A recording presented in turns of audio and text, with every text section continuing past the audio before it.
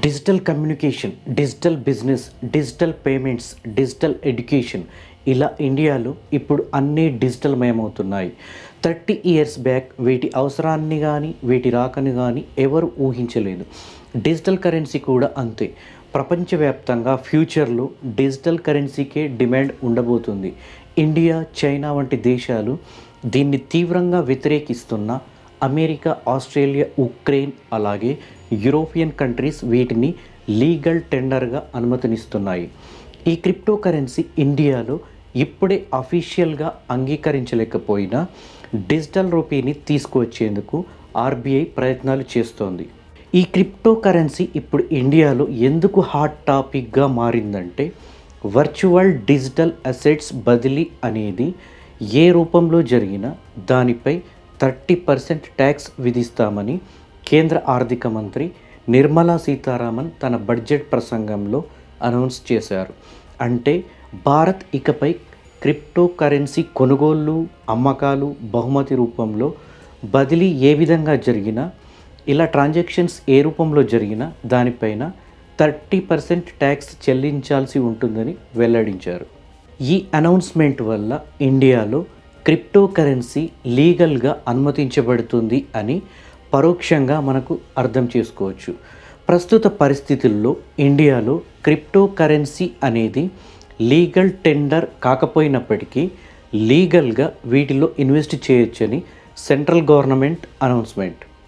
ఇప్పటికే ఇండియాలో crypto currency పైన 2 కోట్ల మందికి పైగా వీటిలో ఇన్వెస్ట్ చేస్తున్నారు. అది కూడా 25 to 35 ఏజ్ గ్రూప్ వాళ్ళే. క్రిప్టో కరెన్సీలో భాగమైన బిట్కాయిన్ అనేది 0.5 పైసాతో ప్రారంభమై ఒకానొక సమయంలో ఒక్క బిట్కాయిన్ ప్రైస్ 68 లక్షలకు వెళ్ళి ప్రస్తుతం బిట్కాయిన్ విలువ 29 lakhs వద్ద ట్రేడ్ అవుతోంది. ఇలాంటి తరుణంలో బిట్కాయిన్ పైన చాలామందికి చాలా సందేహాలు ఉన్నాయి.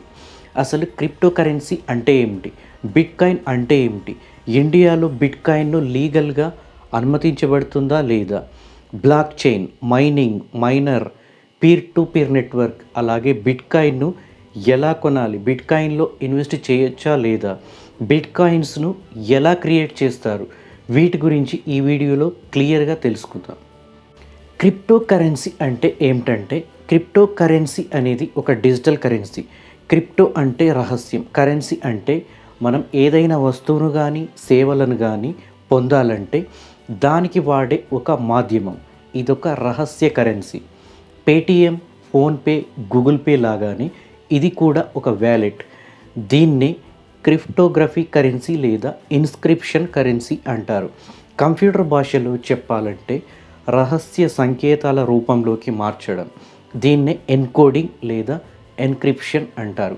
అలాంటి సంకేతాల రూపంలోకి మారిన దాన్ని మళ్ళీ అర్థమయ్యేలాగా మార్చడం. దీన్నే డీకోడింగ్ లేదా డీక్రిప్షన్ అంటారు. ఇంటర్నెట్ ద్వారా సమాచారాన్ని ఎక్స్చేంజ్ చేయడం, దాన్ని సేవ్ చేయడానికి ఈ క్రిప్టోగ్రఫీని యూజ్ చేస్తారు. అంటే ఎన్క్రిప్ట్ అయిన సమాచారం, దానికి సంబంధించిన లాగిన్ ఐడి, పాస్వర్డ్ తదితర అనుమతులు లేకుండా అది డీకోడింగ్ కాదు. ఆ అనుమతులు ఉన్నవారికి మాత్రమే ఆ సమాచారం డీకోడ్ అయ్యి మనకు కనిపిస్తుంది. అలాగే కరెన్సీ అంటే డబ్బు అనేది మనందరికీ తెలిసిందే. వస్తువులు, సేవల మారకానికి ఉపయోగించే మాధ్యమమే డబ్బు. పూర్వకాలంలో వస్తు మార్పిడి ఉండేది.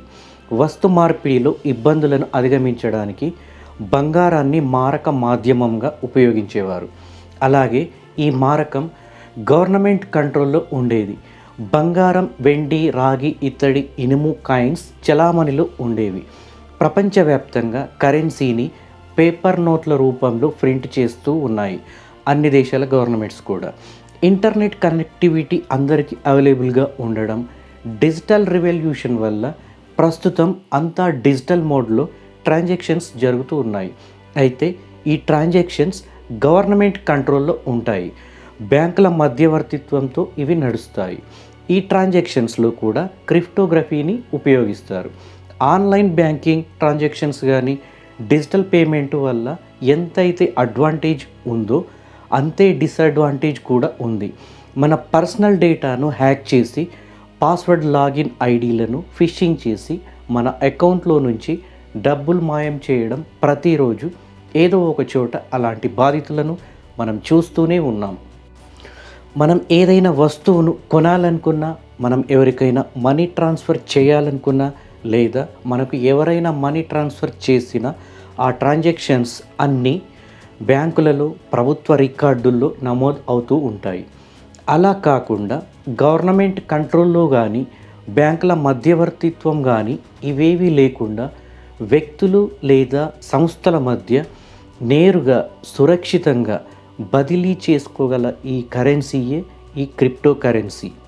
ఇది చాలా సేఫ్ అండ్ సెక్యూర్గా డిజైన్ చేయబడ్డ ఓపెన్ సోర్స్, అలాగే కంప్యూటర్ ఆల్గారిథం ఆధారంగా పనిచేసే ఒక పెద్ద నెట్వర్క్. మనం మన సేవింగ్ అకౌంట్ నుంచి డబ్బులు డ్రా చేసుకోవడానికి బ్యాంకుకు వెళ్ళడం, ఏటీఎంకు వెళ్ళడం, పేటిఎం, ఫోన్పే, గూగుల్ పే ఇలాంటి ప్లాట్ఫామ్స్ ద్వారా ట్రాన్సాక్షన్స్ చేస్తూ ఉంటాం. ఈ పనులు చేసి పెట్టినందుకు బ్యాంకులకు, మిగతా ఎక్స్చేంజ్ ప్లాట్ఫామ్స్కి మనం ఫీ రూపంలో కొంత డబ్బును మనం వాళ్ళకు పే చేస్తూ ఉంటాం. అలా కాకుండా క్రిప్టో కరెన్సీలో దీనిపై నియంత్రణ ప్రభుత్వానికి కానీ, బ్యాంకులకు కానీ, సెంట్రలైజ్డ్ సంస్థలకు కానీ వేటికి ఉండదు. క్రిప్టో కరెన్సీని ఎవరు రెగ్యులేట్ చేయరు. ఇది ఒక డీసెంట్రలైజ్డ్ సిస్టమ్. ఎవరికి కమిషన్లు కానీ, భారీ ఫీజులు కానీ, అలాగే ట్రాన్సాక్షన్స్ పైన లిమిట్ కానీ దీంట్లో ఉండవు. ఒక వెబ్సైట్ ద్వారా కానీ, మొబైల్ యాప్స్ ద్వారా కానీ మన లావాదేవీలను జరుపుకోవచ్చు. ఈ క్రిప్టో కరెన్సీ బ్లాక్ చైన్ అనే టెక్నాలజీ ఆధారంగా పనిచేస్తుంది. ఈ బ్లాక్ చైన్ ప్రతి ట్రాన్సాక్షన్స్ను నమోదు చేసే ఒక లెడ్జర్ రికార్డు లాంటిది. అలా ఒకసారి రికార్డ్ అయిన డేటాని ఎవరు మార్చాలనుకుంటే మార్పు చేర్పులకు అవకాశం ఉండదు. క్రిప్టో కరెన్సీ లావాదేవీలకు సంబంధించిన సిస్టంలో ఉండే ప్రతి కంప్యూటర్లో ఈ కన్ఫర్మేషన్ రికార్డ్ ఉంటుంది. ఈ క్రిప్టో కరెన్సీ క్రియేషన్ ఎలా జరిగిందంటే 2008లో అమెరికాలో ఆర్థిక సంక్షోభంతో బ్యాంకింగ్ వ్యవస్థ పతనమైపోయింది. దాంతో ఫియట్ కరెన్సీకి భద్రత లేకుండా పోయింది. ఫియట్ కరెన్సీ అంటే ఏదైనా కరెన్సీకి విలువ ఉండాలంటే దాన్ని ఉపయోగించేవారు ఉండాలి, దాన్ని చెల్లింపుల కింద స్వీకరించేవారు కూడా ఉండాలి. అప్పుడే ఆ కరెన్సీకి వాల్యూ ఉంటుంది. అలాగే ఫ్యూచర్లో దానికి వాల్యూ కంటిన్యూ అవుతూ ఉండాలి. అలాగే ఏ దేశంలోనైనా చలామణి అయ్యే కరెన్సీకి వాల్యూ ఉందని వాటిని ముద్రించే ప్రభుత్వాలు ప్రకటిస్తేనే వాటికి ఆ విలువ ఉంటుంది. విలువ లేదని ప్రకటిస్తే ఆ కరెన్సీ మొత్తం చిత్తు కాగితాలు అవుతాయి. మన ఇండియాలో పెద్ద నోట్ల రద్దు జరిగినప్పుడు ఈ విషయం అందరికీ అర్థమైంది. ఈ లీగల్ టెండర్ కరెన్సీని మన ఆర్థికవేత్తలు ఫియట్ కరెన్సీ అంటారు. అలా అమెరికాలో ఫియట్ కరెన్సీకి భద్రత లేని సమయంలో బ్యాంకింగ్ సిస్టంతో సంబంధం లేకుండా ప్రభుత్వాలు రెగ్యులేట్ చేయలేని ఆల్టర్నేట్ డిజిటల్ కరెన్సీ ఆలోచనకు రూపుదిద్దుకుంది. ఆ సమయంలో సతోషి నకమోటో అనే పేరుతో గుర్తు తెలియని వ్యక్తి లేదా అతని టీం 2008లో క్రిప్టో కరెన్సీకి సంబంధించిన 9 పేజీల వైట్ పేపర్ని పబ్లిష్ చేశాడు. దాంట్లో సెంట్రలైజ్డ్ నియంత్రణ లేని, మధ్యవర్తులు లేని, కంప్లీట్గా పీర్ టు పీర్ అంటే పర్సన్ టు పర్సన్ మధ్య జరిగే ఎలక్ట్రానిక్ మనీ కాన్సెప్ట్ను దాంట్లో క్లియర్గా ఎక్స్ప్లెయిన్ చేశాడు. ఈ నెట్వర్క్ క్రమక్రమంగా ట్రెండింగ్ అయ్యాక సతోషి ద్వారా 2011 నుంచి ఎలాంటి క్రిప్టో కరెన్సీ గురించి ఎలాంటి అనౌన్స్మెంట్స్ కానీ ఎలాంటి అప్డేట్స్ రాకుండా పోయాయి.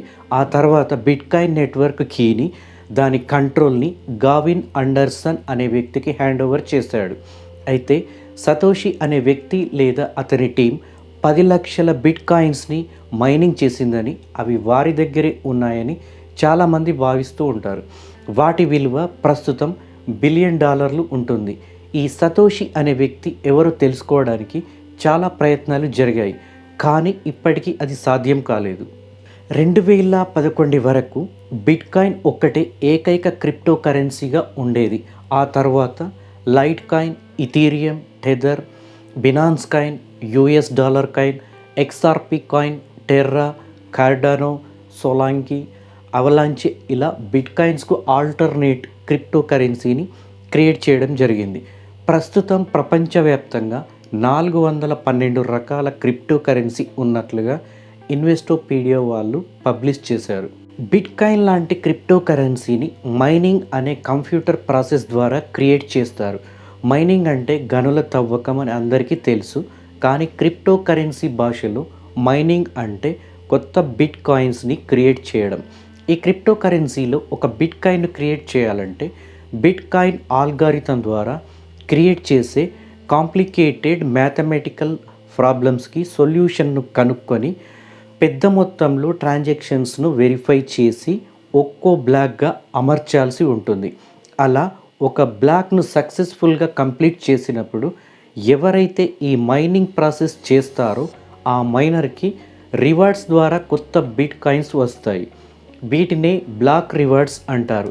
ఇలా కొత్త బిట్ కాయిన్స్ క్రియేషన్ జరుగుతుంది. అలాగే బిట్ కాయిన్స్ ట్రాన్సాక్షన్స్ను కన్ఫర్మ్ చేసి బ్లాక్ చైన్లో రికార్డ్ చేసే ప్రాసెస్ కూడా ఈ మైనింగ్లో భాగమే. ఈ పని చేసినందుకు కొద్ది మొత్తంలో బిట్ కాయిన్ ఫీ కింద మైనర్కి వెళ్తుంది. వీటిని బిట్ కాయిన్ యూజర్స్ పే చేయాల్సి ఉంటుంది. అయితే 2009లో సతోషి బ్లాక్ చైన్లోని బ్లాక్లను కంప్లీట్ చేసి 50 బిట్ కాయిన్స్ని క్రియేట్ చేశాడు. ఆ ఫస్ట్ బ్లాక్ని జెనసిస్ బ్లాక్గా పిలుస్తారు. అయితే బిట్ కాయిన్ మైనింగ్లో ఇలా లభించే బ్లాక్ రివార్డ్స్ ప్రతి 4 ఏళ్లకు ఒకసారి సగానికి తగ్గిపోయేలా ఇందులో ప్రోటోకాల్ సెట్ చేశారు. 2009లో బిట్ కాయిన్ స్టార్ట్ అయినప్పుడు ఈ మైనింగ్ పూర్తి చేసిన ప్రతి బ్లాక్కి 50 బిట్ కాయిన్స్ రివార్డ్గా వచ్చేవి. 2013లో ఈ రివార్డ్స్ సగానికి అంటే 25 బిట్ కాయిన్స్కి తగ్గింది. అప్పటికి దాదాపు 1,05,00,000 బిట్ కాయిన్స్ క్రియేషన్ అంటే మైనింగ్ చేయడం జరిగింది. ఆ తర్వాత 52,50,000 బిట్ కాయిన్స్ మైనింగ్ చేశాక 2016లో వీటి బ్లాక్ రివార్డ్స్ 12.5 బిట్ కాయిన్స్కి తగ్గింది. 26,25,000 బిట్ కాయిన్ మైనింగ్ చేశాక 2020లో ఈ రివార్డ్ 6.25 బిట్ కాయిన్స్కి తగ్గింది. 2024 నాటికి ఈ బ్లాక్ రివార్డ్ 3.125కి తగ్గుతుంది. బిట్ కాయిన్ ప్రోటోకాల్ ప్రకారంగా మొత్తంగా కేవలం 2,10,00,000 బిట్ కాయిన్స్ మాత్రమే క్రియేట్ చేయడానికి వీలుంటుంది.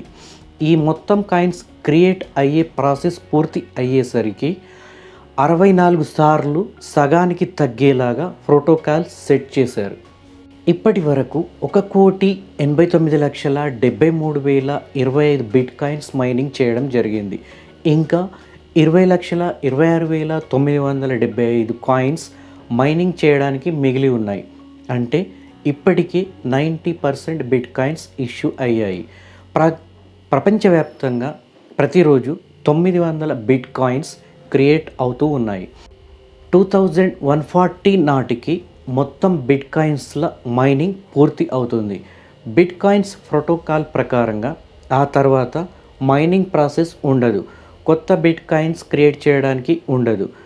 రికార్డ్స్కి, ట్రాన్సాక్షన్స్కి, కన్ఫర్మేషన్స్కి మాత్రమే ఫీ ఉంటుంది.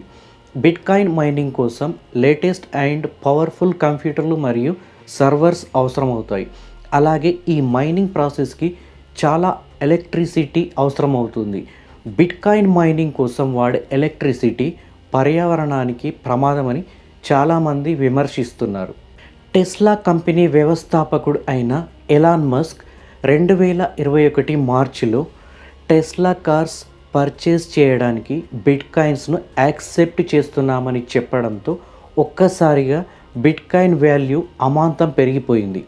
ఆ తర్వాత మే నెలలో ఎలాన్ మస్క్ ట్విట్టర్లో ఏం ట్వీట్ చేశాడంటే, the Tesla had halted purchases of its vehicle with bitcoin due to concerns over the rapidly increasing use of fossil fuels for bitcoin mining.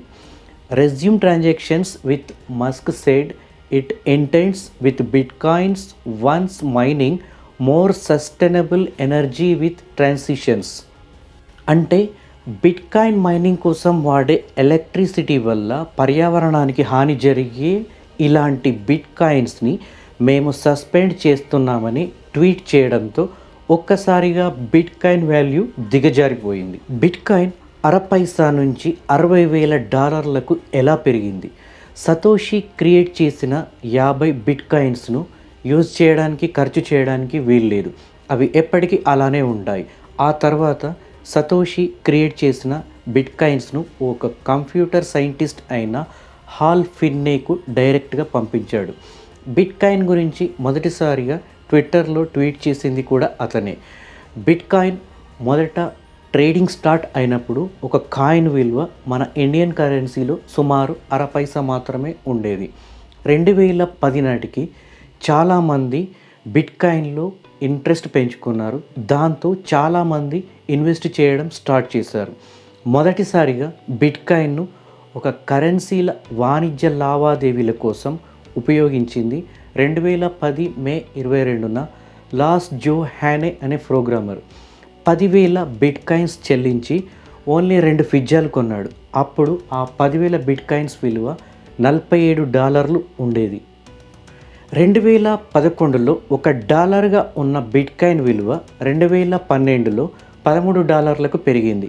అది 2013 డిసెంబర్ నాటికి $760కు చేరుకుంది. ఇలా ఫ్లక్చుయేట్ అవుతూ 2015లో $315 దగ్గర కొనసాగింది. 2017లో జనవరిలో $1,000 దగ్గర కొనసాగిన బిట్కాయిన్ డిసెంబర్ కల్లా $20,000కు పెరిగింది. ప్రపంచవ్యాప్తంగా చాలా దేశాల ఆర్థికవేత్తలు దీనిపై ఫోకస్ చేయడం జరిగింది. బిట్కాయిన్ను బేస్ చేసుకుని దీనికి పోటీగా డిజిటల్ కరెన్సీ తయారీ మొదలుపెట్టారు. 2019లో బిట్కాయిన్ ధర $10,000 నుంచి $7,000కు తగ్గింది. అయితే 2020లో కోవిడ్ పాండమిక్ కారణంగా ప్రపంచవ్యాప్తంగా ఆర్థిక వ్యవస్థ స్తంభించిపోయినప్పటికీ అలాంటి పరిస్థితుల్లో కూడా బిట్కాయిన్ స్టాక్ మార్కెట్ను బీట్ చేస్తూ దూసుకుపోయింది. 2020 డిసెంబర్లో $24,000 దగ్గర ట్రేడ్ అయ్యింది బిట్కాయిన్. 2021 జనవరిలో $40,000కు చేరుకుంది. 2021 మార్చిలో ఎలాన్ మస్క్ ట్విట్టర్లో ట్వీట్ చేసిన విషయం ఏంటంటే, Tesla would accept payments in bitcoins. ఈ అనౌన్స్మెంట్తో బిట్కాయిన్ ప్రైస్ ఒక్కసారిగా ఆల్ టైమ్ హై $64,000కి పెరిగింది. అదే ఎలాన్ మస్క్ మే నెలలో మరొక ట్వీట్ చేశాడు. ఆ ట్వీట్ ఏంటంటే, the electronic car maker Tesla would not accept bitcoins because of environmental concerns. ఆ అనౌన్స్మెంట్ ఏంటంటే, బిట్కాయిన్ మైనింగ్ కోసం అలాగే బిట్కాయిన్ ట్రాన్సాక్షన్స్ కోసం కంప్యూటర్స్కి చాలా పెద్ద మొత్తంలో ఎలక్ట్రిసిటీ అవసరం ఉంటుంది. ఇది ఈకో ఫ్రెండ్లీ కాదు. అలాంటి వాటిని టెస్లా ఎంకరేజ్ చేయదు అని. దాంతో బిట్కాయిన్ ప్రైస్ సగానికి పడిపోయింది. మే జూన్ మంత్లో బిట్కాయిన్ $32,000 వద్ద ట్రేడ్ అవుతూ వచ్చింది. 2021 నవంబర్లో ఈ బిట్కాయిన్ $68,521కి పెరిగింది. ప్రస్తుతం 2022 మార్చి నాటికి $29,74,934 ట్రేడ్ అవుతూ ఉంది. 2021 నవంబర్లో ఈ బిట్కాయిన్ $68,521కి పెరిగింది. ప్రస్తుతం 2022 మార్చి నాటికి మన ఇండియన్ కరెన్సీలో దీని విలువ $29,74,939 ట్రేడ్ అవుతూ ఉంది. ఆసియా కంట్రీస్లో చైనా తర్వాత ఇండియాలో అత్యధికంగా బిట్కాయిన్స్లో ఇన్వెస్ట్ చేశారు ఇప్పటి వరకు. ప్రపంచవ్యాప్తంగా చూస్తే అమెరికా తొలి స్థానంలో ఉండగా నైజీరియా, చైనా, కెనడా, బ్రిటన్ లాంటి దేశాల్లో అత్యధికంగా బిట్కాయిన్ పైన ఇన్వెస్ట్ చేస్తూ ఉన్నారు. 2018లో ఇండియాలో క్రిప్టో కరెన్సీ వల్ల సైబర్ క్రైమ్స్ జరుగుతాయని, దీన్ని మిస్యూజ్ చేస్తారన్న ఆలోచనతో ఆర్బీఐ క్రిప్టో కరెన్సీ పైన నిషేధం విధించింది. క్రిప్టో కరెన్సీ, వర్చువల్ కరెన్సీలను ట్రేడింగ్ చేయకుండా ఫైనాన్షియల్ సంస్థలపై ఆర్బీఐ విధించిన నిషేధాన్ని సుప్రీంకోర్టు 2020 మార్చిలో కొట్టివేయడంతో మళ్ళీ క్రిప్టో కరెన్సీ పైన ఇండియాలో క్రేజీ పెరిగింది. కరోనా పాండమిక్లో స్టాక్ మార్కెట్లో హెచ్చుతగ్గులకు లోనైనా కూడా క్రిప్టో కరెన్సీ మాత్రం గరిష్ట స్థాయిలో ట్రేడ్ అయింది. కరోనా టైంలో చాలామంది ఈ బిట్కాయిన్లో ఇన్వెస్ట్ చేయడం ప్రారంభించారు. ఇండియాలో క్రిప్టో కరెన్సీ ఎక్స్చేంజ్ ప్లాట్ఫామ్స్ అయిన WazirX, Zebpay, CoinDCX, CoinSwitch లాంటి సంస్థల ద్వారా క్రిప్టో కరెన్సీలో ఇన్వెస్ట్ చేస్తున్నారు. బ్రోకర్ చూజర్ సర్వే ప్రకారం ఇండియాలో 2 కోట్ల మందికి పైగా క్రిప్టో కరెన్సీ పైన ఇన్వెస్ట్ చేస్తున్నారని, దానిలో 25 to 35 ఏజ్ గ్రూప్ వారేనని, మంత్లీగా ఒక్కొక్కరు యావరేజ్గా 10,000 రూపాయలను క్రిప్టో కరెన్సీలో ఇన్వెస్ట్ చేస్తున్నట్లు ఈ సర్వేలో వెల్లడించారు. క్రిప్టో కరెన్సీ విషయంలో డిఫరెంట్ ఒపీనియన్స్ ఉన్నాయి. కొందరు దీన్ని వ్యతిరేకిస్తున్నారు, మరికొందరు దీన్ని స్వాగతిస్తున్నారు. రెగ్యులర్ కరెన్సీ కంటే క్రిప్టో కరెన్సీ బెటర్ అని Bill Gates, Al Gore, Richard Branson వంటి వారు దీన్ని సపోర్ట్ చేస్తున్నారు. అయితే Warren Buffett, Paul Krugman, Richard Shiller వంటి ఆర్థికవేత్తలు క్రిప్టో కరెన్సీని ఇది ఒక గొలుసు కట్టు స్కేల్ అని, ఎండమావి లాంటిదని, గాలిబుడగ లాంటిదని, సైబర్ క్రైమ్స్ను ఎంకరేజ్ చేస్తుందని దాన్ని పూర్తిగా వ్యతిరేకిస్తున్నారు. ఫ్యూచర్లో క్రిప్టో కరెన్సీని టెర్రరిస్టులు తమ యాక్టివిటీస్ను కొనసాగించడానికి ఇది వారికి సపోర్ట్గా ఉంటుందని, అలాగే high volatility and decentralised nature వల్ల, అలాగే drug trafficking, money laundering, terrorism దృష్టితో బిట్కాయిన్ను కొన్ని దేశాలు బ్యాన్ చేశాయి. వాటిలో China, Egypt, Iraq, Qatar, Oman, Morocco, Algeria, Tunisia, Bangladesh, Bahrain, Burundi, Kuwait, Libya ఇలాంటి దేశాలు ఉన్నాయి. ప్రపంచవ్యాప్తంగా క్రిప్టో కరెన్సీలో ఎక్కువ మంది ఇన్వెస్ట్ చేసే దేశాలు ఏవంటే Ukraine, Russia, Kenya, United states, India, south Africa, Nigeria, Thailand, United Kingdom, Brazil లాంటి దేశాల్లో చాలా ఎక్కువ మంది క్రిప్టో కరెన్సీపై ఇన్వెస్ట్ చేస్తున్నారు. బిట్కాయిన్ అనేది ఈ 12 సంవత్సరాల్లో హై వొలటాలిటీతో రన్ అవుతూ ఉంది. ఒక బిట్కాయిన్ కొనాలంటే ప్రస్తుతం మన ఇండియన్ కరెన్సీలో 29,74,000 వద్ద ట్రేడ్ అవుతుంది 2022 మార్చ్ నెలలో. ఒక బిట్కాయిన్ 10 కోట్ల సతోషీలు ఉంటాయి. ఒక బిట్కాయిన్ మొత్తంగా కాకుండా 1000, 2000, 5000, 10,000, 1,00,000 ఇలా మన ఇండియన్ కరెన్సీతో ఎన్ని కావాలంటే అన్ని చిన్న చిన్న బిట్స్ను మనం కొనుక్కోవచ్చు. బిట్కాయిన్లో ఇన్వెస్ట్ చేయడానికి చాలా వెబ్సైట్స్ ఉన్నాయి, అలాగే మొబైల్ యాప్స్ కూడా ఉన్నాయి. వాటిలో Wazir X, coin DCX, CoinSwitch లాంటి ఎక్స్చేంజ్ ప్లాట్ఫామ్స్ ద్వారా చిన్న అమౌంట్తో కూడా మనం వీటిలో ఇన్వెస్ట్ చేయొచ్చు. బిట్కాయిన్స్కి ఆల్టర్నేట్గా ఇంకా మరెన్నో క్రిప్టో కరెన్సీలు ఉన్నాయి. వాటిలో light coin, Ethereum, tether, Binance coin, US dollar coin, XRP, Terra, Cardano, Solana, అవలాంచే లాంటి వాటిలో తక్కువ అమౌంట్తో కూడా వీటిలో ఇన్వెస్ట్ చేయొచ్చు. ఫ్యూచర్లో ఇండియాలో క్రిప్టో కరెన్సీని బ్యాన్ చేసినా చేయొచ్చు, లేదా వీటి వాల్యూ జీరోకి పడిపోయినా ఆశ్చర్యపడాల్సిన అవసరం లేదు. స్టాక్ మార్కెట్తో కంపేర్ చేస్తే క్రిప్టోలో ఎలాంటి టెక్నికల్ అనాలిసిస్ కానీ ఎలాంటి ఫండమెంటల్ అనాలిసిస్ చేయడానికి వీలు లేని టూల్ ఇది.